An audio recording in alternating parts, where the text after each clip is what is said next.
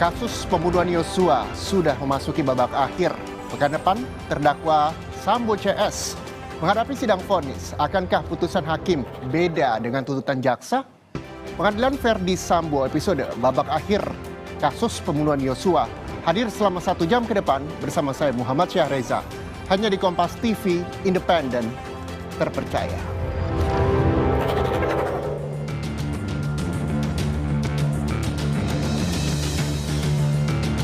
Ternyata saya diperalat, saya dibohongi dan disia-siakan. Bahkan kejujuran yang saya sampaikan tidak dihargai. Malahan saya dinipu.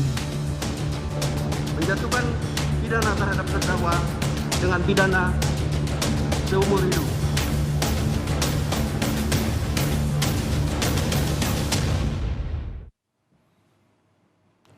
LPSK pastikan akan terus mengawal dan memberikan perlindungan terhadap Richard Eliezer serta keluarga termasuk setelah sidang vonis. Seorang justice kolaborator atau penguak fakta di persidangan memiliki potensi besar mendapatkan ancaman dari berbagai pihak. Soal nasib Eliezer nanti pasca vonis, LPSK memastikan akan tetap memberi perlindungan. Koordinasi dengan berbagai pihak akan terus dilakukan untuk mengantisipasi ancaman baik kepada Eliezer serta keluarganya.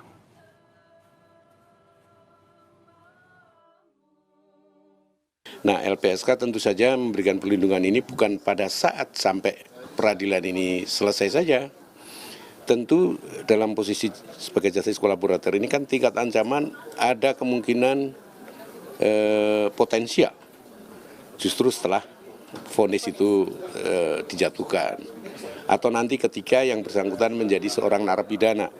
Nah, itu LPSK harus tetap memastikan bahwa yang bersangkutan tetap dalam situasi aman. Tak hanya perlindungan dari LPSK, Eliezer juga kembali mendapat dukungan publik. Kali ini dukungan itu datang dari Aliansi Akademisi Indonesia yang mengirimkan amicus curiae pada Majelis Hakim. Guru Besar Fakultas Hukum Universitas Indonesia, Sulistiowati Irianto, mengatakan Eliezer yang menjadi pembuka kejujuran harus mendapat hukuman lebih ringan.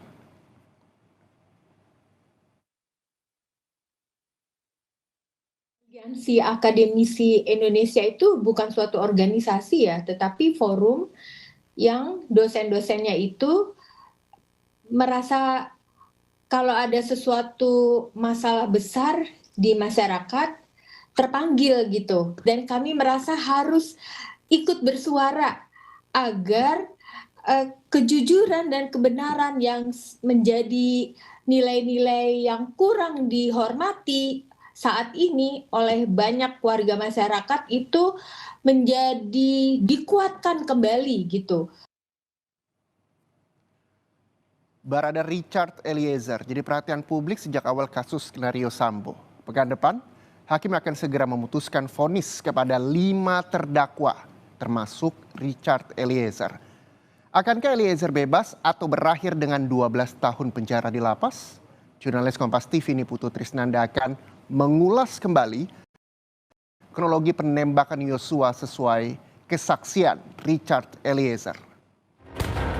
Mana Yosua? Panggil. Ruduk kalau gitu, ruduk. Kenapa kamu tega sama ibu? Pak, kenapa Pak? Ada apa Pak?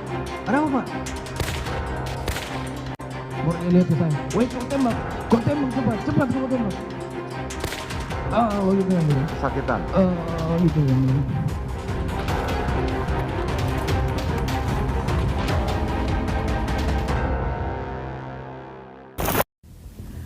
Perkara pembunuhan berencana Brigadir Yosua Huta Barat akan memasuki babak akhir.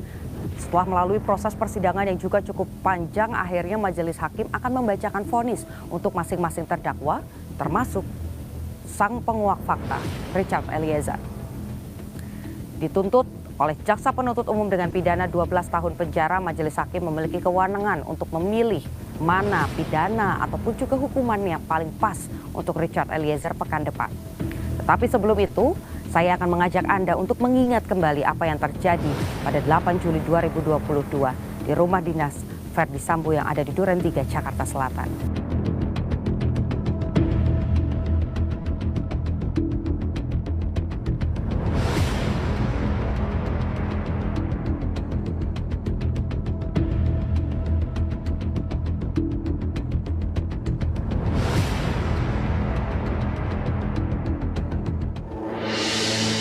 Itu dia sudah pakai sarung tangan yang mulia, sarung tangan karet warna hitam. Dia tanya ke saya, sudah isi senjatamu? Saya bilang siap belum bang. Kau isi. Warung, sini kamu. Warung langsung pegang ini lehernya, langsung pegang lehernya. Oh sini, berutut kau, dorong ke depan. Berutut kau situ, berutut. Disuruh berutut, wih kau berutut. Baru dia lihat ke saya, wih kau tembak cepat, cepat kau tembak. Ih pak, kenapa pak, ada apa pak? Tangannya di depan. Ih pak, kenapa pak, ada apa pak? Ada apa pak? Habis beliau jatuh, almarhum jatuh, Efes ini langsung maju yang mulia. Saya lihat dia langsung pegang senjata. Dia pegang senjata dulu, dia ke arah almarhum, dia ada sempat tembak yang mulia ke arah almarhum. Bagaimana cara saudara F menembak? Ke arah bawah yang mulia.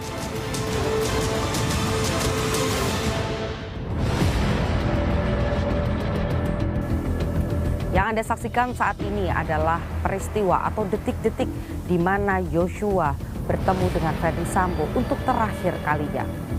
Pada saat itu berdasarkan keterangan dari Richard Eliezer bahwa Ferdi Sambo ini dalam keadaan yang sangat marah. Bahkan saat melihat Yosua masuk ke rumah Duren 3, yang dilakukan oleh Ferdi Sambo adalah merangkul Yosua, mendorong Yosua dalam posisi setengah jongkok. Setelah itu yang didengar dan juga diingat oleh Richard Eliezer hanya perintah dari Ferdi Sambo. Dengan suara yang cukup lantang, Ferdi Sambo berteriak, "Woi, tembak woi, cepat tembak," kata Ferdi Sambo berdasarkan keterangan dari Richard Eliezer di muka sidang. Mendengar perintah dari Jenderal Bintang 2 polisi Barada Eliezer akhirnya melepaskan tembakan ke arah Yosua sambil mengalihkan wajahnya.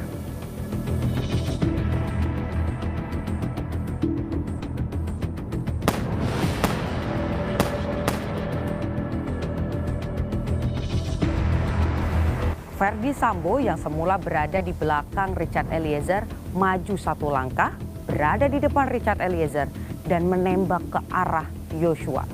Tembakan itu diyakini Richard Eliezer yang kemudian mengarah ke arah tubuh Yosua. Setelah itu tak ada lagi suara dari Yosua Huta Barat.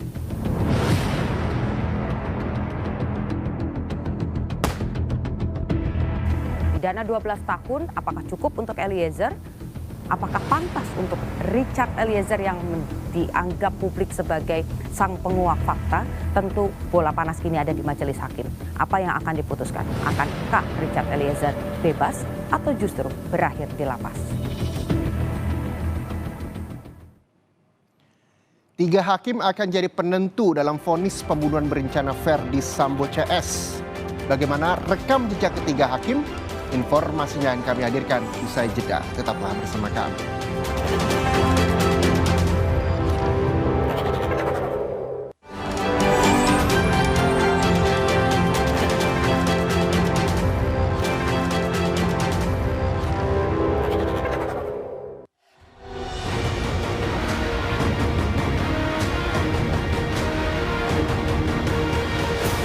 Ceritakan semua yang saudara ketahui, tidak usah kau tutup-tutupi. Betul. Kenapa tadi tengok-tengok ke belakang, macam kayak masih ada beban apa lagi? Tidak Kan ada. saudara sudah mengatakan, saudara merasa rugi kan Rugi yang dengan peristiwa ini? betul yang mulia. Karena saudara dianggap yang mengetahui TKP yang pertama. Kepada saudara terdakwa Ferdi Sambo, bagaimana terhadap keterangan para saksi ini? Apakah benar semua? Benar sebagian, salah sebagian, atau salah semua?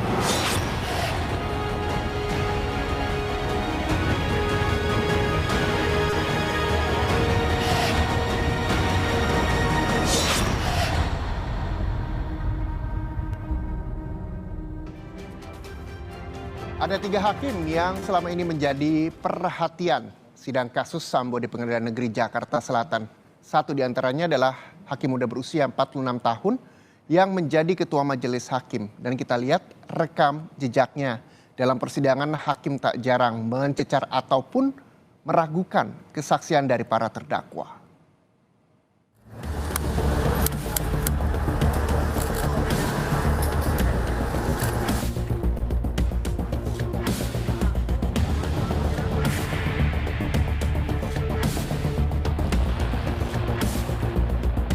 Saudara melihat Joshua, sementara saudara di dalam mobil.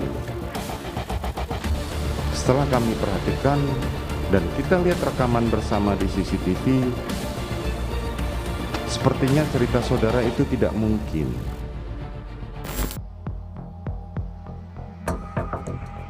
Sidang kasus pembunuhan berencana terhadap Yosua Huta Barat akan memasuki babak akhir. 5 terdakwa yakni Ferdi Sambo, Putri Chandrawati, Richard Eliezer, Ricky Rizal Wibowo, dan Kuat Ma'ruf akan menjalani sidang vonis pada Senin 13 hingga 15 Februari pekan depan. Sidang vonis terhadap 5 terdakwa pembunuhan Yosua Huta Barat akan dipimpin oleh 3 majelis hakim yang sama seperti sidang sebelumnya. Ketiganya adalah Wahyu Iman Santoso, Morgan Simanjuntak, dan Alimin Ribut Sujono. Dalam persidangan, hakim tak jarang mencecar ataupun meragukan kesaksian dari para terdakwa. Salah satunya saat Hakim Ketua Wahyu Iman Santoso mencecar ataupun meragukan kesaksian Ferdi Sambo yang dianggap berbeda dengan kesaksian saksi lainnya.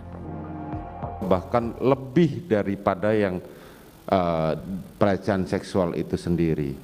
Apakah saudara tidak bertanya atau paling tidak menyarankan, ayo kita visum terlebih dahulu? Saat memeriksa Eliezer, hakim juga mempertanyakan detail peristiwa penembakan Yosua. Hakim mencoba mencocokkan hasil temuan saat ke lokasi pembunuhan Yosua dengan keterangan Eliezer. Dalam BAP ini jadi masih ada bekas-bekas silang di mana korban jatuh, di mana itu. Jarak saudara menembak itu tidak terlalu jauh, dekat 2 meter kurang lebih. Siap, betul ya. Saya menghitung kemarin. Siap. Saat itu begitu saudara korban itu ditarik oleh Ferdi Sambo, apa yang disampaikan? Cuma narik, sini kamu. Langsung dorong ke depan yang mulia, dia bilang, kau berlutut kamu. Disuruh berlutut yang mulia. Berlutut itu di antara tangga dan pintu gudang itu? Pas di depan tangga yang mulia. Pas di depan tangga, oke. Sebelum menangani kasus Ferdi Sambo, Wahyu Iman Santoso sempat memimpin sidang gugatan pra-peradilan yang diajukan Bupati Mimika, Eltinus Omaleng, dalam kasus dugaan korupsi pembangunan gereja di Mimika, Papua. Wahyu juga sempat menjabat sebagai Ketua Pengadilan Negeri Kelas 1A Denpasar, Bali. Sementara itu, Hakim Morgan Simanjuntak pernah memimpin sidang pra-peradilan yang diajukan mantan Direktur Utama Pelindo II, R.J. Lino. Selain itu, Morgan juga pernah menjatuhkan vonis hukuman mati terhadap bandar narkoba di Pengadilan Negeri Medan, Sumatera Utara pada Agustus 2017. Sedangkan anggota Majelis Hakim Alimin Ribut Sujono merupakan hakim dengan golongan atau perangkat pembina utama Madya di Pengadilan Negeri Jakarta Selatan. Belum lama ini, Alimin menolak permohonan perkawinan beda agama. Kini, publik menanti putusan vonis adil dari hakim untuk Sambo CS yang menjadi terdakwa dalam kasus pembunuhan berencana Yosua. Tim Liputan, Kompas TV.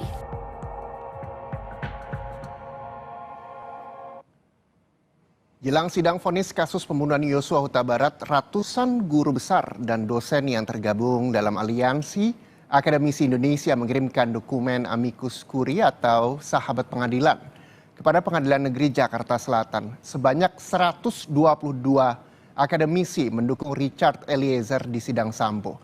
Apa alasan mereka mengirimkan dokumen amicus curiae dan apa saja poinnya? Akan kita bahas bersama Guru Besar Fakultas Hukum Universitas Indonesia, ada Profesor Sulistiowati Irianto, dan juga Guru Besar Fakultas Hukum Universitas Jenderal Sudirman, Profesor Hipnu Nugroho, dan juga pakar psikolog forensik Reza Indragiri Amril.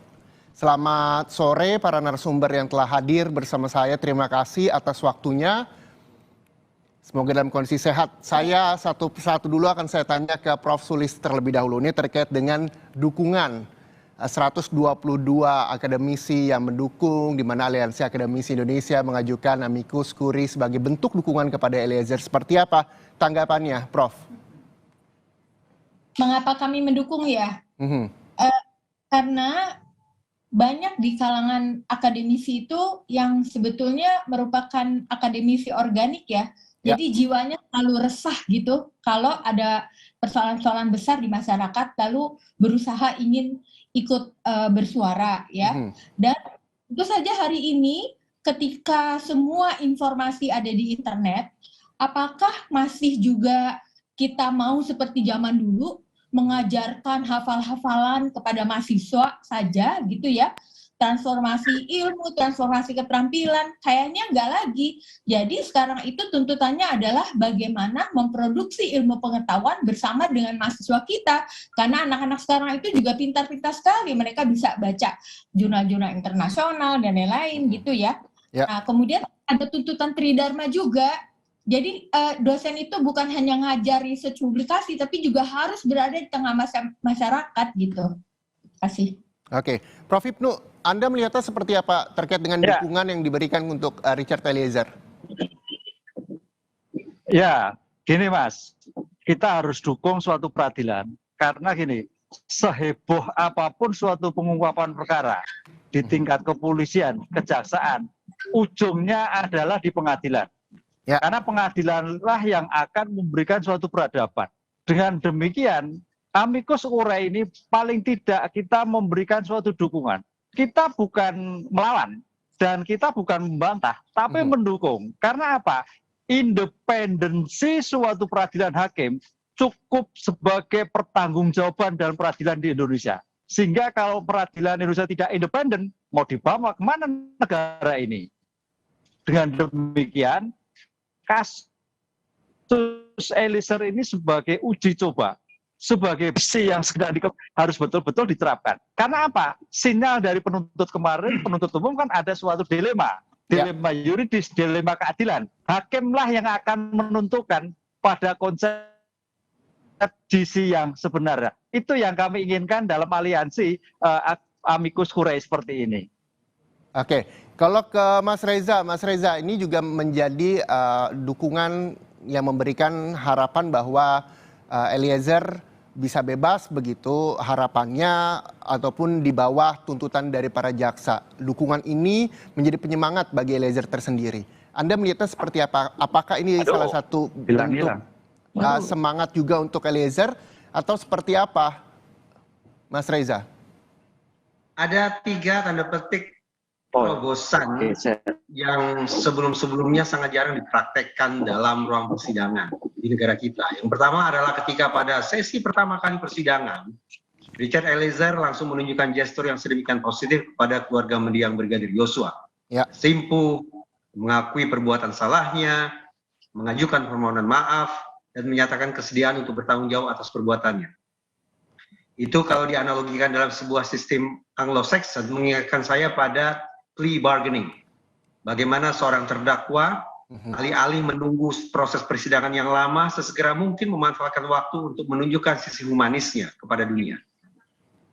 Kemudian respon terhadap gestur positif dari Richard Eliezer itu ditampilkan oleh keluarga mendiang Brigadir Yosua, yang sekaligus mempertontonkan amarah mereka, rasa sakit hati mereka, dan keinginan agar para terdakwa dalam kurung Ferdi Sambo dan Putri Chandrawati dihukum seberat-beratnya. Apa yang dilakukan oleh keluarga mendiang Brigadir Yosua pun mengingatkan saya pada istilah victim impact statement, bahwa para korban dan keluarga korban yang acap kali harus tutup mulut karena peran mereka sudah diwakili oleh jaksa penuntut umum, tapi di ruang persidangan di Pengadilan Negeri Jakarta Selatan justru diberikan kesempatan untuk buka suara, menyampaikan isi hati dan isi kepala mereka. Yang ketiga, hadirnya para amicus curiae lewat secarik kertas merupakan sebuah langkah yang positif dalam rangka mencapai titik keharmonisan antara keadilan di ruang sidang dengan keadilan di luar sidang. Selama berpekan-pekan saya pikir ada kegelisahan dari masyarakat, yang puncaknya adalah ketika jaksa penuntut umum mengajukan atau membacakan dakwaannya yang dipandang sebagai titik anti klimaks, yang dipandang bertolak belakang dengan ekspektasi publik. Nah, kehadiran amicus curiae dengan surat mereka, itulah yang tadi saya katakan, boleh jadi akan mempertemukan atau mengharmoniskan antara ekspektasi keadilan di ruang sidang dengan realitas keadilan yang hidup di masyarakat. Amicus curiae, victim impact statement, dan plea bargaining itulah yang sungguh-sungguh saya berharap akan bersimpul nantinya berujung pada putusan yang meringankan terutama bagi Richard Eliezer. Oke, dan kita juga menunggu pekan depan begitu ya Mas Reza ya. Nah, Prof. Sulis, ini ada poin-poin apa saja terkait dengan dukungan dalam dokumen amicus curiae yang nantinya juga bisa menjadi pembelajaran bagi para mahasiswa? Sebenarnya sudah ada tersebar di mana-mana ya. Cuman saya atau mewakili teman-teman ini, Mas Reza dan Pak Hipnu juga ada di dalamnya tuh, ikut di situ ya. ingin agar hakim itu punya mata elang, bukan hanya sekedar melihat KUHP dan KUHAP. Di dalam social legal studies misalnya, ilmu yang saya pelajari, itu selalu dikatakan ada bentrokan antara keadilan hukum, keadilan prosedural dengan keadilan substantif ya. Jadi keadilan prosedural itu penting karena memang di dalam hukum pidana tidak boleh salah dalam menghukum orang, jadi memang harus berhati-hati, penting banget. Tetapi itu tidak cukup gitu, karena kita melihat fenomena yang nyata-nyata ada di mata kita bahwa suara masyarakat itu begitu besar dukungannya. Mereka rasa keadilannya terkoyak ketika jaksa menuntut 12 tahun, padahal kita sudah melihat tanpa ada Eliezer, kasus ini akan tersembunyi dari mata publik. Dan untuk konteks Indonesia, ada berapa banyak lagi kasus-kasus besar yang hilang begitu saja karena tidak ada orang-orang seperti Eliezer gitu. Saya kira itu yang diharapkan ya, hakim mengharmoniskan antara keadilan prosedural, keadilan technicality ini dengan keadilan substantif, keadilan yang sungguh-sungguh hidup dalam masyarakat. Oke, itu dia yang nantinya juga saya pengen tanya ke Prof. Hipnu terkait dengan mata elang hakim, terkait dengan adanya dukungan amicus curiae ini juga yang diberikan ratusan akademisi untuk kepada Eliezer, tapi nanti usai jeda, jadi Anda tetaplah bersama kami di Breaking News Kompas TV.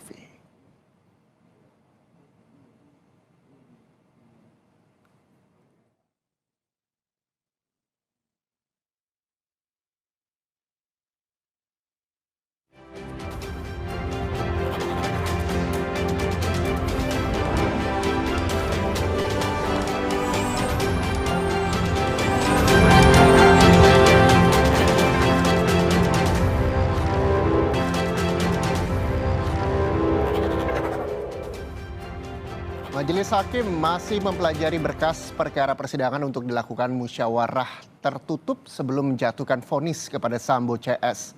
Sementara Pengadilan Negeri Jakarta Selatan mengimbau masyarakat agar tidak hadir secara langsung saat pembacaan putusan pekan depan. Sementara itu jelang sidang vonis terdakwa pembunuhan Yosua, Pengadilan Negeri Jakarta Selatan akan perketat pengamanan berkoordinasi dengan Polres Metro Jakarta Selatan, di mana pengunjung di ruang sidang dan area Pengadilan Negeri Jakarta Selatan akan dibatasi. Saat ini Majelis Hakim masih mempelajari berkas perkara persidangan untuk dilakukan musyawarah tertutup sebelum menjatuhkan vonis.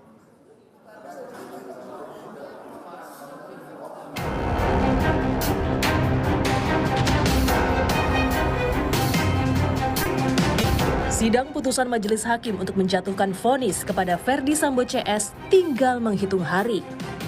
Mengantisipasi membludaknya masyarakat yang hendak menyaksikan langsung persidangan, Pengadilan Negeri Jakarta Selatan mengimbau masyarakat agar tidak hadir secara langsung saat pembacaan putusan Sambo CS. Imbauan ini dikeluarkan karena kapasitas ruang sidang yang terbatas.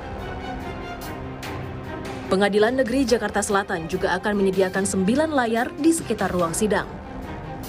Untuk pengamanan saat pembacaan putusan, Pengadilan Negeri Jakarta Selatan telah berkoordinasi dengan Polres Jakarta Selatan dan Kejaksaan Jakarta Selatan. Kepada masyarakat ataupun publik, jadi mohon agar bisa menyaksikan pembacaan putusan tersebut melalui siaran atau live streaming yang dilakukan oleh rekan-rekan dari awak media atau TV Pool tidak perlu hadir ke persidangan secara langsung, karena mengingat kapasitas ruang sidang yang hanya memuat paling banyak atau maksimal itu 50 orang. Kasus pembunuhan berencana Brigadir Yosua Huta Barat yang melibatkan Ferdi Sambo beserta istri dan sejumlah anak buahnya bagaikan magnet yang menyedot perhatian publik setengah tahun terakhir. 13 Februari mendatang akan menjadi akhir perjalanan kasus yang disidangkan di Pengadilan Negeri Jakarta Selatan dengan pembacaan putusan oleh majelis hakim. Tim Liputan, Kompas TV.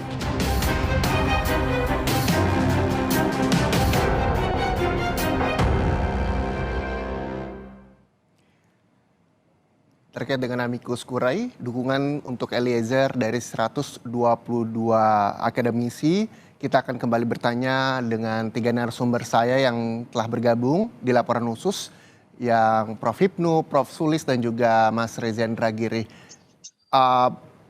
Para narasumber saya ini telah mengikuti persidangan kasus pembunuhan Yosua, dan apakah sidang sudah berjalan dengan benar dan adil? Saya mau minta tanggapannya dulu kepada Prof. Hipnu. Prof. Hipnu, ya, sepanjang perjalanan sidang, apakah sudah berjalan dengan benar dan adil menurut pengamatan Anda? Ya, kalau kita berdasarkan pada konsep due process of law, saya kira sudah adil, Mas. Karena pertama, aspek tadi saya katakan aspek keterbukaan untuk umum. Dalam hal ini semua orang bisa melihat, ya, semua jurnal bisa mengakses, kan itu. Kedua, aspek pembuktian, ini rohnya. Aspek pembuktian, bahwa pembuktian ini juga pembuktian dengan scientific crime investigation. Artinya semua ilmu-ilmu bantu, baik kedokteran forensik, digital forensik, balistik forensik, psikologi forensik, lie detector forensik, semua dihadirkan untuk memperkuat pembuktian dalam rangka pembunuhan ini. Karena pembuktian dalam hukum pidana adalah pembuktian secara material. Jadi kebenaran yang sebenar-benarnya itu akan cari. Kedua, karena peradilan kita adalah peradilan sivil, meletakkan pada bantuan hukum juga sudah cukup, di mana teman-teman penasihat hukum memberikan suatu pembelian yang luar biasa. Lah yang terakhir adalah independensi peradilan. Inilah yang kita kawal, Mas. Jangan sampai independensi peradilan itu tergoyah. Karena kalau tergoyah akan tercapek dalam peradilan ini. Lah, independensi peradilan ini nanti akan lihat kita pada pertimbangannya. Kalau istilah hukum itu kurkuring opinion-nya. Kurkuring opinion seperti apa? Seperti kaitannya dengan tadi Prof. Suri menyatakan, keadilan itu harus seimbang. Keadilan substansif dan keadilan prosedur. Bagaimana juga keadilan masyarakat. Ini akan terlihat, Mas Ari, kurkuring opinion. Yang terakhir adalah dissenting opinion. Apakah nanti di antara 3 hakim itu ada dissenting opinion? Mudah-mudahan tidak. Kalau itu yang menjadi menarik adalah tadi dissenting opinion dan kurkuring opinion menjadi magnet bagi kami orang kampus untuk melihat bagaimana merespon perkembangan dinamika penyelesaian ini, termasuk suara-suara masyarakat, termasuk amicus curiae yang kita sampaikan pada teman-teman, baik secara lembaga, baik secara unit, baik secara individu-individu dan sebagainya. Ini dalam rangka untuk meneguhkan keadilan. Karena apa? Kalau kita lihat dalam proses sidang ini kan ada suara-suara yang terkait dengan gerakan bawah tanah, gerakan bawah lain. Hakim harus teguh. Nah, kita harus posisi pada di sampingnya. Begitu, Mas. Oke. Prof. Sulis, kalau Anda melihatnya seperti apa perjalanan sidang selama ini? Ya, saya kira kita blessing ya di era digital ini, maka proses-proses persidangan yang transparan dan terbuka seperti yang diinginkan oleh masyarakat sejak era reformasi ya, 98 itu semacam itu gitu.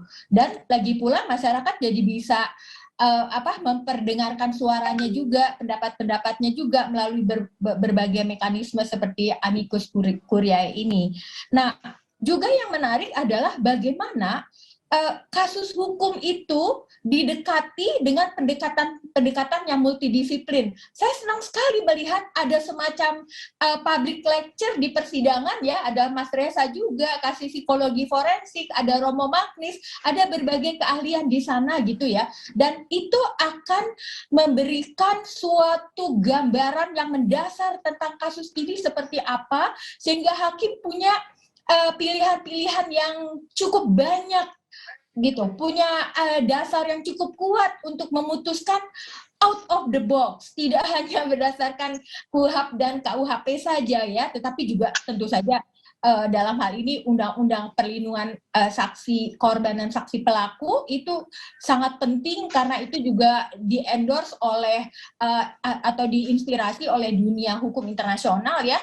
Nah, saya kira ini adalah suatu persidangan yang menurut saya menjadi ruang yang sangat baik untuk diikuti oleh para mahasiswa hukum, mahasiswa psikologi, dan ilmu-ilmu yang lain. Terima kasih. Oke. Mas Reza, tanggapan Anda seperti apa dengan perjalanan sidang yang juga menyita perhatian publik masyarakat Indonesia? Apakah sudah benar dan adil? Dari sudut pandang psikologi forensik, memang ada sejumlah norma yang bisa diterapkan untuk pada akhirnya menyimpulkan apakah sebuah proses penegakan hukum spesifik proses persidangan itu berkualitas atau tidak berkualitas. Tadi sudah disinggung bagaimana proses hukum itu berjalan sesuai dengan peraturan perundang-undangan, legal norm. Bagaimana kemudian ruang sidang yang notabene berisikan para sarjana hukum justru membuka pintu seluas-luasnya bagi kehadiran disiplin non-hukum, efficacy norm. Ada satu norma lagi yang sangat unik, yaitu social norm. Bahwa penilaian terhadap suatu ruang sidang haruslah dilakukan dengan membandingkan situasi di ruang yang lainnya. Terkait dengan pasal 340 misalnya, terkait dengan pembunuhan berencana di satu ruang sidang, di ruang sebelah ada persidangan terkait dengan obstruction of justice. Ya. Nah, kita baru bisa katakan bahwa persidangan terkait dengan pembunuhan berencana ini baru bisa dinilai berkualitas apabila ada keselarasan nantinya dengan persidangan terkait dengan obstruction of justice. Bayangkan, seandainya ternyata terjadi perbedaan yang sedemikian tajam terkait dengan putusan hakim antara majelis hakim di ruang sidang pembunuhan berencana dan majelis hakim di ruang sidang obstruction of justice. Kalau situasinya sedemikian ekstrim, maka tanda petik apa boleh buat. Dari sudut pandang social norm, kita justru bisa meragukan kualitas proses persidangan tersebut. Oke, itu dia yang juga menjadi perhatian publik dan menyita perhatian publik begitu. Nah, yang juga menjadi pertanyaan adalah ini kan statusnya Eliezer sebagai justice kolaborator. Apakah sudah sesuai, Mas Reza melihatnya? Saya menganalogikan justice collaborator ini sebagai whistleblower.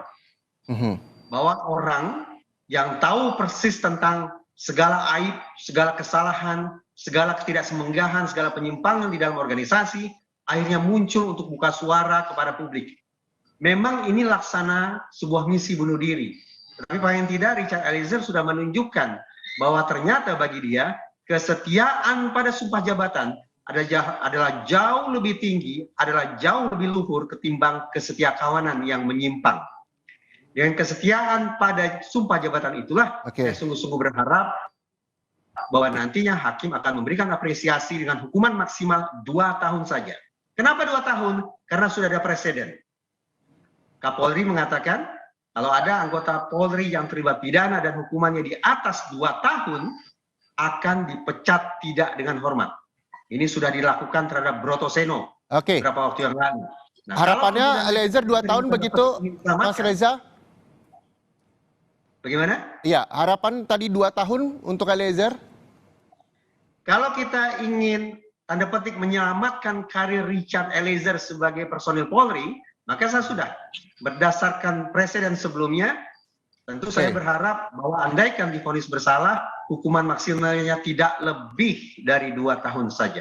Kita akan menunggu jawaban dari Prof. Sulis dan juga Prof. Hipnu usai jeda, saudara, terkait dengan berapa kira-kira ketika memang bisa berandai-andai dari Prof. Hipnu dan juga Prof. Sulis hukuman yang nantinya akan divonis kepada Richard Eliezer dan juga para terdakwa lainnya.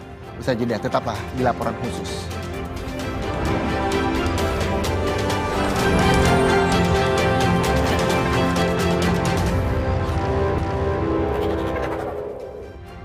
Sebelum saya tanya terkait dengan prediksi vonis 5 terdakwa pembunuhan Yosua kepada 3 narasumber saya akan bertanya kepada Prof. Hipnu dan juga Prof. Sulis dulu. Ini terkait dengan sejumlah universitas rencananya akan mengadakan nonton bareng sidang vonis Verdi Sambo CS. Dan apakah ini juga merupakan bagian dari agenda amicus curiae sendiri, Prof. Sulis?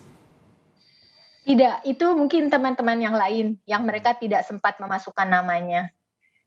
Oke, jadi Pure ini memang juga menjadi tontonan untuk edukasi para mahasiswa. Iya, iya. Oke, kalau Prof. Ibnu, betulkah nantinya juga akan melakukan nonton bareng sidang vonis Ferdi Sambo CS? Ya, kalau mahasiswa saya, kebetulan saya sebagai pengajarnya, wajib itu Mas. Apalagi terkait yang mahasiswa sudah mengambil skripsi, tesis, itu wajib bagi kami untuk melihat. Kalau yang lain saya kira tergantung. Apa yang bisa diambil para mahasiswa ini, Prof? Ya, satu kan ada perkembangan teori baru kaitannya dengan pembuktian. Ada sudut pandang baru, sudut pandang hakim, sudut pandang penuntut umum, sudut pandang majelis. Ada bukti-bukti baru yang terkait dengan pengungkapan perkara. Jadi banyak sekali yang harus kita pelajari Mas dalam kasus ini sebagai bentuk pembelajaran. Inilah yang kalau saya kira merdeka belajar ya ini. Itu loh. Sehingga melihat pada suatu case tertentu bisa menyimpulkan, bisa memberikan gambaran, bisa membuat suatu tulisan. Artinya sebagai bentuk eksaminasi terhadap putus perkara yang sedang berjalan. Contohnya misalkan bagaimana dengan dakwaan yang dibuat. Kita eksaminasi bagaimana dengan tuntutan yang dibuat, bagaimana pembelaan yang dibuat. Itu eksaminasi semua. Itu akan menjadikan apakah sesuai atau tidak, bagaimana pengembangan ke depan, bagaimana tentang analisis, apakah on the track terhadap pembuktian yang dilakukan. Apakah ada kekhawatiran kaitannya dengan putusan yang ke depan. Ini menarik. Dan itu apalagi kalau kita lihat sekarang itu putusan pemidanan bukan lagi retributif, pembalasan. Tapi ada rehabilitatif. Maka sepakat tadi bahwa JC adalah putusan yang paling ringan di antara para terdakwa. Kita berharap ini juga tidak hanya pembelajaran bagi para mahasiswa hukum, tapi untuk seluruh masyarakat Indonesia, begitu ya Prof ya. Nah, terkait dengan prediksi vonis untuk 5 terdakwa, tadi Mas Reza Indragiri untuk Eliezer saja sudah menyebutkan 2 tahun. Kalau Prof Ibnu dan Prof Sulis untuk 5 terdakwa, boleh berapa prediksi Anda? Ya, saya ya. Boleh Prof Sulis. Saya itu menginginkan putusan hakim yang punya karakter landmark. Ada terobosan-terobosan hukumnya. Mengapa begitu? Karena menurut Aharon Barak ya, putusan hakim itu adalah secondary legislature. Tentu saja yang primary adalah DPR ya. Mengapa begitu? Karena selalu ada jurang antara pertumbuhan hukum yang selalu terkendala oleh politik ketika akan dilahirkan hukum-hukum baru dengan perkembangan masyarakat yang begitu cepat. Apalagi hari ini ya kita berubah. Prof Sulis, kalau kita bisa bedah satu-satu untuk Eliezer prediksinya? Ya, saya ingin putusan yang landmark saja. Barangkali tadi yang disampaikan oleh Mas Reza itu baik sekali. Untuk angkanya, adakah yang bisa disebutkan? Ya, saya kira tidak lebih dari 2 tahun adalah suatu yang baik sekali. Meskipun dimungkinkan untuk ini ya, percobaan. Kemungkinan percobaan itu juga menjadi harapan begitu ya? Tentu. Prof Ibnu, untuk Eliezer sendiri seperti apa? Ya, kalau saya berprinsip pada norma ya. Jadi di antara adalah putusan yang paling ringan di antara para terdakwa. Itu konsep. Satu. Kedua, karena putusan ke depan adalah bersifat rehabilitatif. Eliezer adalah anak muda yang masih berkarya, yang masih punya impian ke depan. Oleh karena itu negara akan rugi kalau memang memidana lama-lama. Itu Mas. Oleh karena itu saya tidak bisa angka ya, karena kita lihat angka itu agak sulit. Tapi paling ringan di antara para terdakwa yang ada. Oke. Itu dia, kita berharap dan kita menantikan vonis untuk 5 terdakwa, terutama juga menjadi perhatian publik adalah vonis terhadap Richard Eliezer. Mas Reza, apa yang bisa disampaikan terakhir singkat saja untuk vonis pekan depan bagi 5 terdakwa? Salah satu teori yang menjelaskan tentang sebab musabab hakim membuat putusan adalah strategic model. Strategic model ingin menjelaskan bahwa ternyata ketika hakim membuat putusan, mereka membayangkan prospek putusan tersebut bagi perjalanan karir mereka. Ini menjadi sebuah model yang masuk akal, mengingat para hakim saya bayangkan punya ambisi untuk suatu saat nanti bisa menjadi hakim agung. Agar mereka bisa menjadi calon hakim agung yang kompetitif, sudah barang tentu mereka harus bisa menunjukkan portofolio istimewa mereka. Portofolio itu berupa naskah putusan. Jadi saya bayangkan kalau putusan maksimal dikenakan terhadap Ferdi Sambo dan Putri Chandrawati, serta hukuman yang maksimal bagi justice collaborator bernama Richard Eliezer, saya bayangkan para majelis hakim tersebut sudah punya satu modal bagi mereka untuk suatu saat nanti melanjutkan karir posisi yang lebih tinggi termasuk menjadi hakim agung. Kita tunggu vonis untuk para 5 terdakwa pekan depan. Kompas TV akan menghadirkan di Breaking News Kompas TV terkait dengan vonis 5 terdakwa. Terima kasih untuk para narasumber yang telah hadir, Prof. Hipnu, Mas Reza Indragiri, Prof. Sulistiowati Irianto, terima kasih sekali lagi atas waktunya. Terima kasih, Prof. Selamat kembali beraktivitas. Mas Arga, Dan saudara, keluarga Brigadir Yosua Huta Barat akan hadir secara langsung saat pembacaan vonis Sambo CS di Pengadilan Negeri Jakarta Selatan. Informasi lengkapnya usai jeda. Tetaplah bersama kami.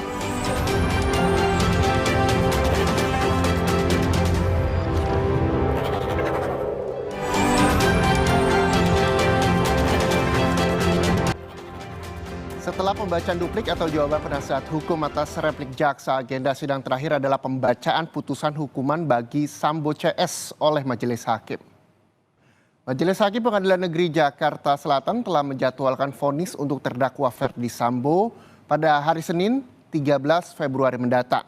Vonis Sambo ini akan berlangsung bersamaan dengan sidang vonis istrinya, Putri Chandrawati, yang juga dijadwalkan pada Senin 13 Februari 2023. Sedangkan terdakwa Kuat Ma'ruf dan Ricky Rizal akan divonis pada hari berikutnya di hari Selasa 14 Februari mendatang. Richard Eliezer dijadwalkan sidang vonis terpisah dari 4 terdakwa lainnya, yakni Rabu 15 Februari 2023. Sebelumnya Ferdi Sambo dituntut seumur hidup penjara, sementara Putri, Ricky dan Kuat 8 tahun. Eliezer sebagai penguak fakta dituntut 12 tahun penjara.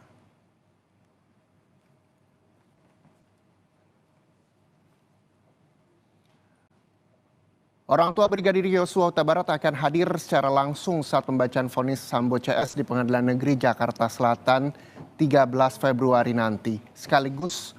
Informasi ini sekaligus menutup program laporan khusus episode babak akhir kasus pembunuhan Yosua. Saya Muhammad Syareza pamit undur diri, terima kasih. Sampai jumpa.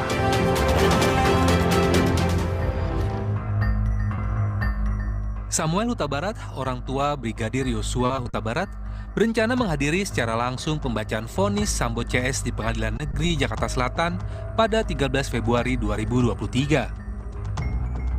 Tidak ada persiapan khusus dari anggota keluarga Yosua jelang pembacaan vonis oleh majelis hakim. Keluarga telah menyerahkan semua hasil keputusan sidang kepada majelis hakim dan menyiapkan mental untuk berlapang dada apapun keputusannya. Kita berangkat nanti hari Minggu, lusa. Kita berangkat dari Jambi ke Jakarta untuk menghadiri persidangan tanggal 13 hari Senin. Yang berangkat nanti siapa aja di Rencana yang berangkat kami berdua dengan istri. Ke persiapan khusus tidak ada ya. Cuman yang utama itulah kita nanti mempersiapkan hati dan pikiran kita dan mental kita di sana. Apapun yang diputuskan majelis hakim terhadap terdakwa. Pak. Rencananya 5 terdakwa pembunuhan Yosua akan menjalani sidang putusan vonis oleh Majelis Hakim Pengadilan Negeri Jakarta Selatan pekan depan. Ferdi Sambo dan Putri Chandrawati akan menjalani sidang vonis di hari Senin 13 Februari 2023. Ricky Rizal dan Kuat Ma'ruf akan menghadiri sidang yang sama di hari Selasa 14 Februari 2023. Sementara untuk Eliezer akan menjalani sidang putusan hakim di hari Rabu 15 Februari 2023. Jumadi, Kompas TV, Jambi.